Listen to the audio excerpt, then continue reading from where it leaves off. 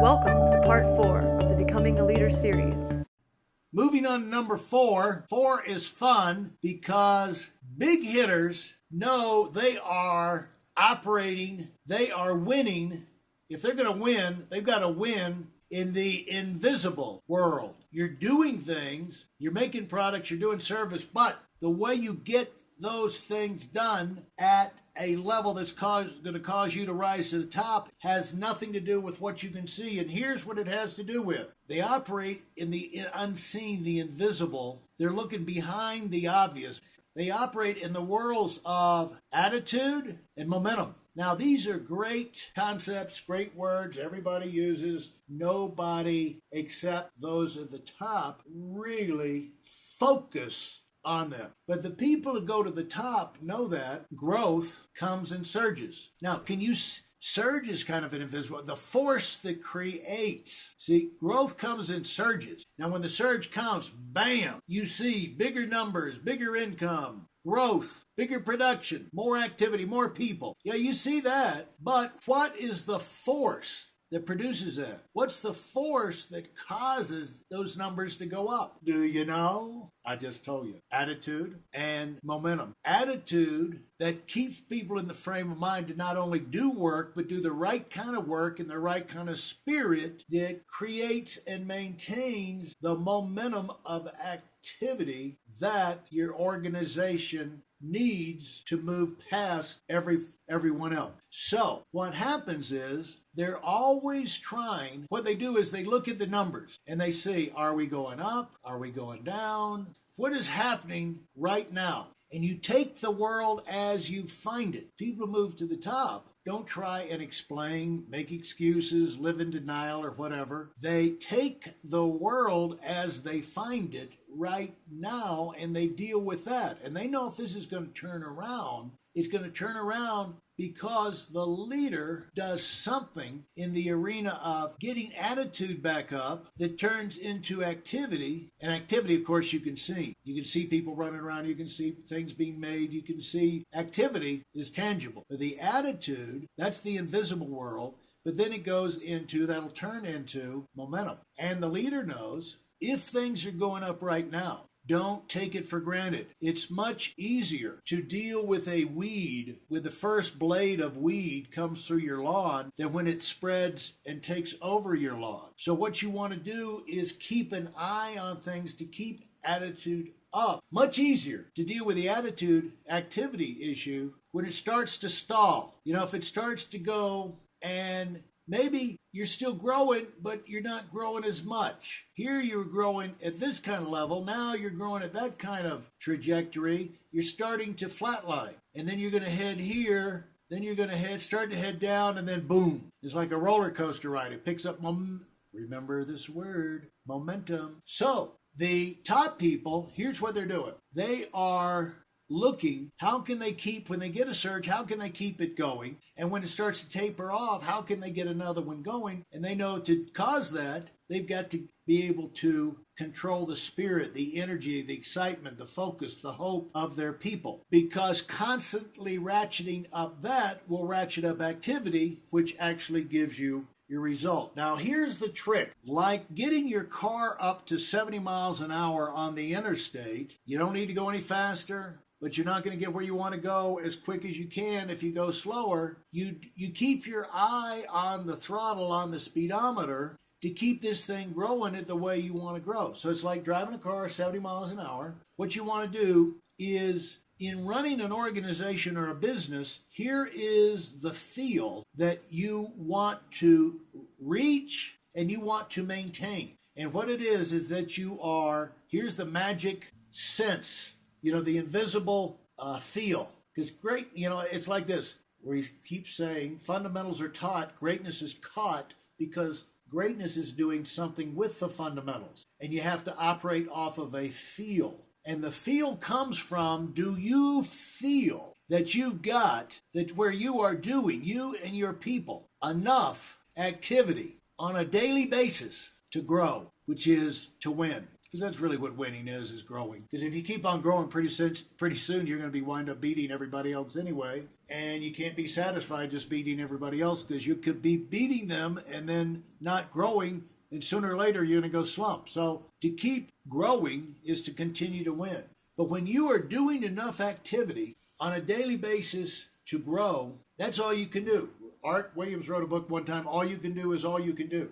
You can't predict how the economy is going to go. You can't predict the surprise that's going to happen to you in life. You can't predict what's going to happen to you or your people, your health, your families, your schedule, interruptions. But the one thing you can do is organize yourself so that you're doing enough of the right kind of activity, on a daily basis to grow and to win. Let's just say if you started working out, you go to the gym, you get a workout program. Are you automatically, from the time you start, really in the routine and the pattern, or does it take a while to get into the routine? Hitting the gym, getting on the machines where you know this stuff, and you go from machine to machine, or from weights to weights, or station to station, where you know what to do, you know the timing to do it, you know the kind of feel, the stretch you want to get in the body, right? And then you move on. You got to feel for how much rest, recovery time you need. It takes a while of doing it before you get into that pattern. You start where they give you a checklist. They walk you around the machines. They give you all these things, and you go to these 10 things, and you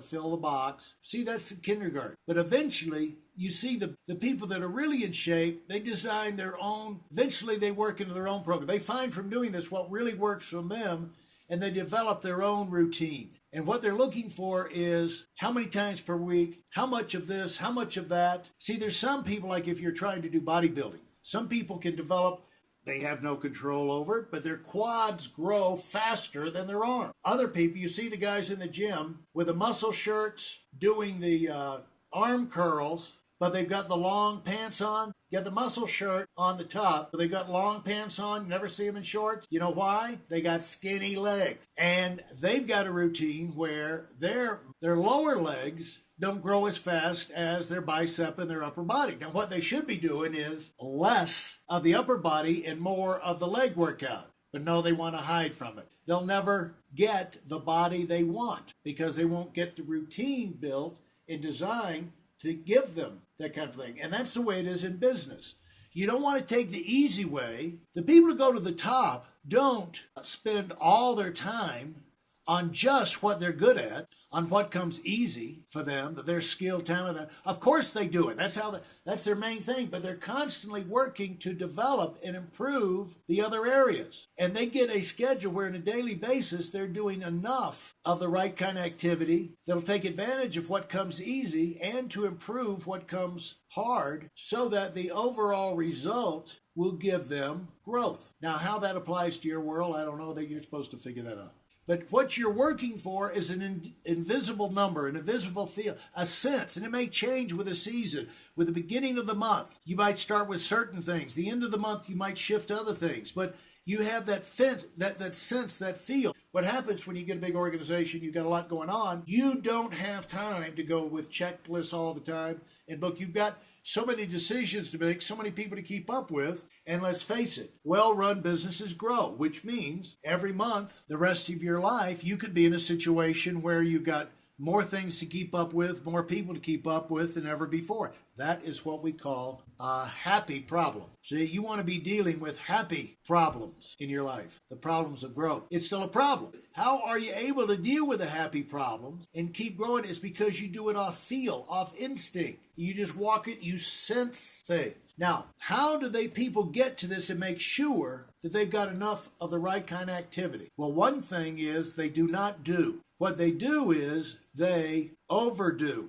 Have you built a house? Did you estimate, you design your dream house? Estimate the cost? That thing is going to cost, I don't know, X amounts of dollars, at least 30% more than you expected. Might cost a lot, might cost a whole lot more than that. Have you ever tried to get a project done? Have you ever noticed the projects, how long you thought it was going to take, and it took a whole lot more than that? Notice the government, they're going to build a new fighter jet. They'll allocate $100 billion to develop these things, to get the first 25 built. By the time they get them built, it costs $350 billion.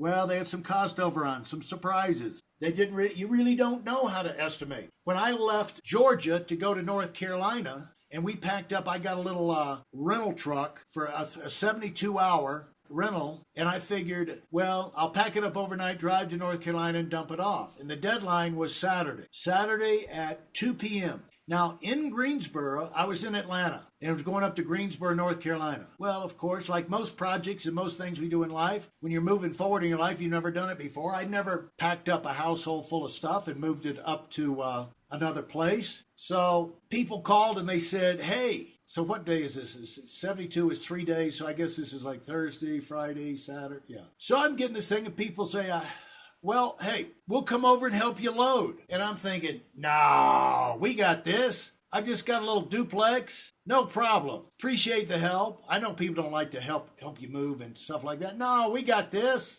No problem. So what happened was, started loading. I don't know, whatever 3 days is from this. It might have been 96 hours. Might have been 4 days. But that truck rental had to be back at the U-Haul place or by 2 p.m. Saturday in Greensboro, North Carolina, or it was going to cost me extra money that I did not have. You know how it is when you get started, every dime is important, every dollar. So I started packing. And so what Mr. Stupid did was pack the mattress. Our mattress I packed first so it could go in the back of the thing. You know, we could pack everything up against it. And I was thinking, 3 or 4 hours, we'll be loading up. I'll drive overnight. We'll be up to North Carolina and have plenty of time to turn this in. And all I had to do was call the friends we had made up at on one of our scouting trips up to the church in North Carolina and let them know when we would be there. And they promised they would have a bunch of guys there to help us unload. Do you know when I got this thing finally packed? Me and my son Adam was 5 years old. He was the main one who helped me pack. My wife was inside putting it in boxes, and we had to get it in the truck and everything. We went round the clock. In fact, when we got so tired we couldn't sleep, we slept on the floor because, again, I packed the mattresses. I think it was something like, now it's a 6-hour drive to Greensboro, North Carolina. You know when I think we finally got this thing done? Like 5 a.m. in Atlanta. I finally cranked that truck up after packing round the clock for almost 3 days. Took the 6-hour drive, hauling it. We got there around noon. Fortunately, they had a half a dozen guys, and they had that thing unloaded in a little over an hour, and I was barely able to make the deadline. Why? Because I had underestimated the time it was going to take to pack. Now, folks, that's not unusual in life. We make that mistake over and over and over again. But the people who go to the top, and we do it in all phases of life, they have learned doing is just the starting point. Doing is usually not going to be enough. Well, they want to have enough. So they don't do, they overdo. As a result, you know what they create? A margin for error. We see it all the time. People miss contests by one sale. People miss qualifying for things by an hour, something like that. You need a margin for error because in life, things go wrong. You know why you need a margin for error? Is we aren't God. You find a lot of people at the top are very humble because they know they're not that special. They've got to compete in a world of unknown. We don't know the future. So we need to give ourselves a buffer. You always need a buffer. You need it in your finances. That's why the first step before you invest money, you need an emergency fund with your personal finances, at least 3 months of income, emergency fund sitting over there for why? Emergencies, for surprises. Then you can start saving and investing for the long term. But in all areas of life, you need a buffer. If you're supposed to get to a meeting, who are the people that are always late? The people who are always late are the people who never give themselves a margin for error. The people expect if something starts at 8 o'clock, they plan to be there by 7:45. They might not get there till 8, but they were shooting for 7:45. Why? Margin for error. So don't take this for granted, folks. This is so simple that it's the make or break thing in so many people's lives. People here expect perfection. They go month after month, year after year in their life, and they expect things to be perfect. Expect the vacation to be perfect. They expect to get their promotion at work perfectly. They expect every project. Expect the kids to be perfect. Expect perfection. Well, that's up here. Wrong one. They expect perfection. Expect it to be perfect. These people down here know they've been beaten too many times. That's why you see people that winners are people who've been beaten over and over again, just like everybody else, but they got tired of it and they made the changes that would cause them to not get beat. See, and one of the changes they make is now they overdo things. They don't expect perfection. They give themselves a margin for error. And so when they're competing against people who are just doing, who are not allowing for the margin for error, they wind up beating them. And then these people look at the people on top and say, you must be better. No, we just did things differently. Hopefully that'll be helpful to you. That's number 4 of the things I noticed about the people who rise to the top.